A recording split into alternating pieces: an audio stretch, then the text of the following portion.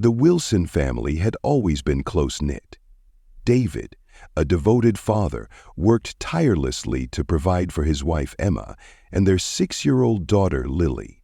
Their cozy suburban home echoed with laughter, love, and the boundless energy of a little girl's imagination. Lily was their world, a spirited child with an infectious giggle and an uncanny ability to make everyone smile. When they adopted Max, a 2-year-old German shepherd from a local shelter, despite his imposing stature, he was calm, loyal, and protective. From the moment he entered their home, he formed a special bond with Lily. The two were inseparable, playing in the yard, snuggling on the couch, and even sharing tea parties in Lily's room. Everything seemed perfect, until the growling began. It started subtly, almost unnoticeable. David was the first to catch it one night. "Max?" David called softly, setting his paperwork aside. He walked toward the hallway and found Max standing rigid outside Lily's bedroom door, his ears pinned back and his teeth barely bared. The dog's hackles were raised, and his dark eyes were fixated on something beyond the closed. Opening the door to Lily's room, David found his daughter fast asleep, her tiny body curled under her pink blanket. The soft glow of her nightlight illuminated the room, and nothing seemed out of place. Confused, David looked back at Max, who had stopped growling but remained tense, his gaze still fixed on the room. "Come on, buddy. It's okay," David whispered. The next night it happened again. "David, is that Max?" Emma asked, sitting up in bed as the low growl reached their ears. She glanced at the clock. It was 2:07 a.m. David sighed, rubbing his temples. Yeah. I'll check it out." When he reached the hallway, Max was once again standing outside Lily's door, growling softly. This time, David noticed something. "What is it, boy? What's bothering you?" David muttered. He opened Lily's door to find the same scene as the previous night. Lily sound asleep, her room quiet and undisturbed. Emma's concern grew over the following days. "Maybe Max isn't adjusting well," she suggested one evening as they sat in the kitchen. David shook his head. "It doesn't feel like that. He's fine during the day, playful, happy. It's just at night, and only outside Lily's room. It's strange. But I don't feel safe when he growls," Lily said softly, her small hands clutching her spoon. David's heart ached at her words. He had always prided himself on making their home a place of comfort and security. Now something felt off, a subtle but growing unease that he couldn't shake. Determined to get to David crouched beside him, straining to hear or see anything unusual. The hallway was eerily quiet, and Lily's room remained still. Yet Max's growl grew louder, his posture more defensive. David opened the door and, for a brief moment, over the next few days, David noticed more peculiarities. Max refused to eat dinner unless Lily was at the table. He started following her more closely during the day, his protective instincts seemingly heightened.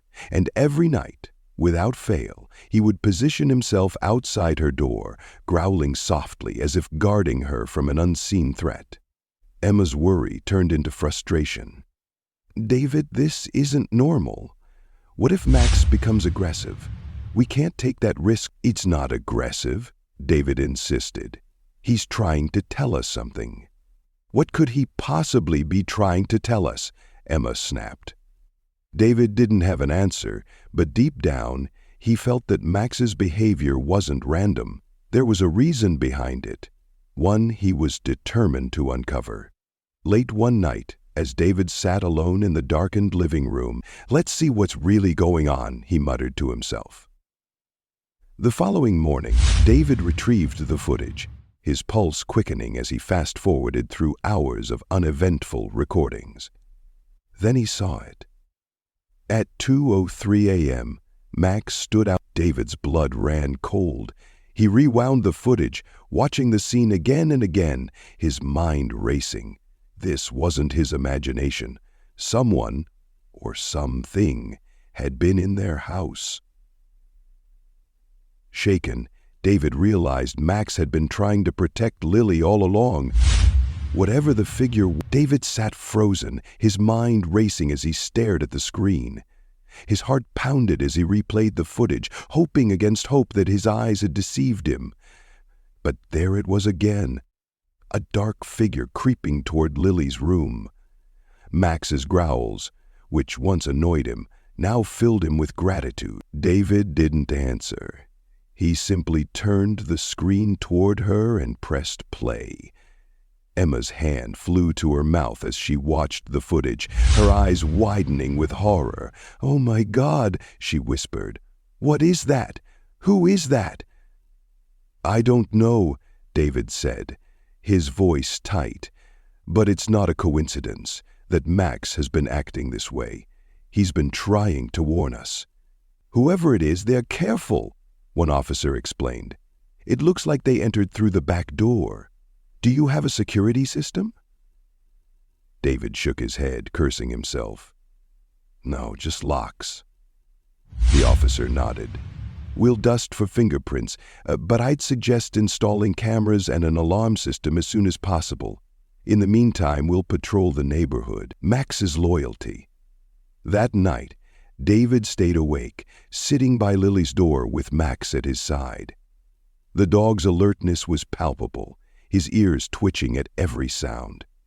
David found himself stroking Max's fur absent-mindedly, grateful for the dog's unwavering vigilance. "You knew before any of us, didn't you, boy?" David murmured. Max turned his head, his dark eyes meeting David's as if to say, "I'll protect her." Emma joined them in the hallway, her face weary but determined.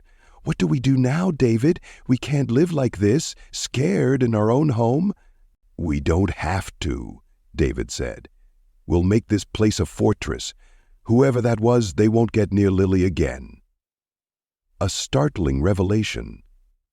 Over the next few days, David installed security cameras around the house and reinforced all. It was faint, barely visible in the corner of the frame, but unmistakably watching the house.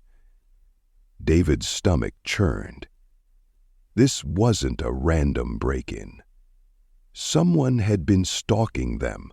The stalker unmasked. Late one night, the motion sensor on one of the new cameras alerted David to movement in the back. Quietly, he grabbed the baseball bat he had kept by the door and motioned for Emma to call the police.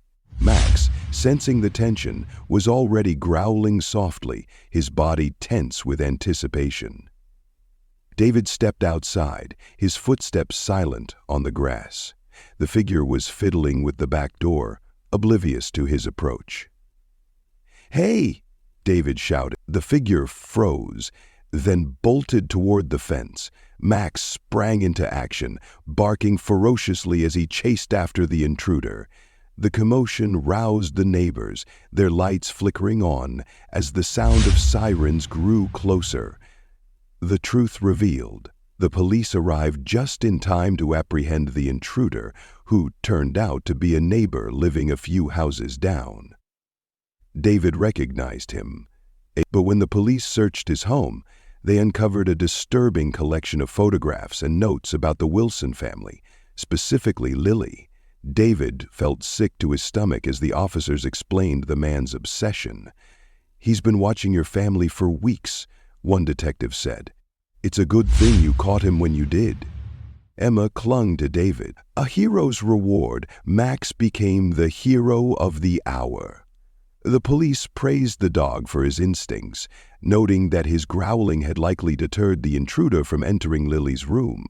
The Wilsons showered Max with love and gratitude, realizing just how lucky they were to have him. "Good boy, Max," Lily said, hugging him tightly. Max wagged his tail, his eyes sparkling with pride.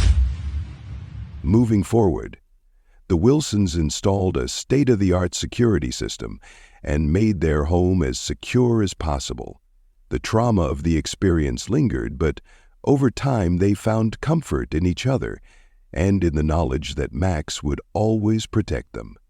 One evening, as they sat together in the living room, David smiled, ruffling Max's ears. "Always, sweetheart, always." And for the first time in weeks, the Wilson family